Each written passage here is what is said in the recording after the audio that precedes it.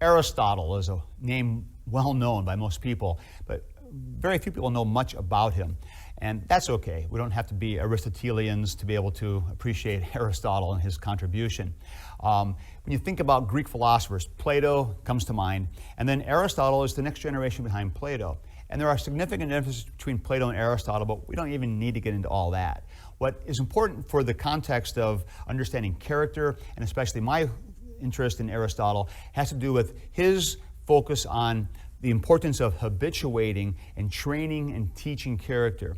Aristotle was convinced that you can teach character and you can help a person become virtuous simply by teaching them to do virtuous things. So they become virtuous, they gain virtues and skills and virtues through practicing them and doing them again and again, and they become habituated, and then they eventually become formed into a character that can carry these things on without having to be thinking about it so much. But that's part of the nuances of this.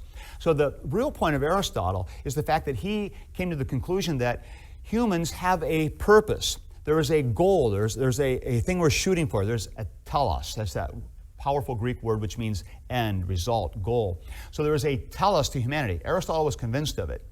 And he was convinced that that telos was to become everything a human is supposed to be, the very kind of pinnacle of human being, and we should be training people to do that and helping people to achieve that full human telos, and we do that by training and habituating. Now, those things are all very interesting and I think very useful to us. Of course, there are some problems. One of the problems is Luther was very clear that he didn't have a whole lot of use for Aristotle, and Melanchthon had some bad things to say about Aristotle. And yet, both Luther and Melanchthon had a lot of good things to say about Aristotle.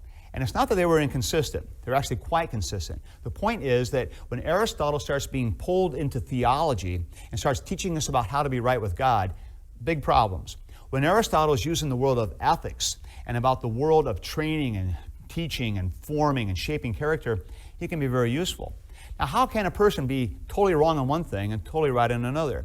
Well, part of the answer is realizing that God has wired truths into the world, what I would call natural law. And don't get too hung up on that term. What I mean by natural law is simply the way that God has put things together, the structure that is built in to the world itself. And the reality is that there is a structure, there is a reality, an isness to the world. That's what is this natural law, things that are just there. And when somebody turns his mind to learn about the world and to study it, he's learning about natural law. So truth is truth, whoever finds it, or wherever it's found, or whoever is saying it, it's still truth. So when Aristotle speaks truth, it's truth. And when Aristotle's carefully thinking about human beings and how they operate and what their purposes are, he comes across a great deal of truth which is consistent and coherent with what we would also say.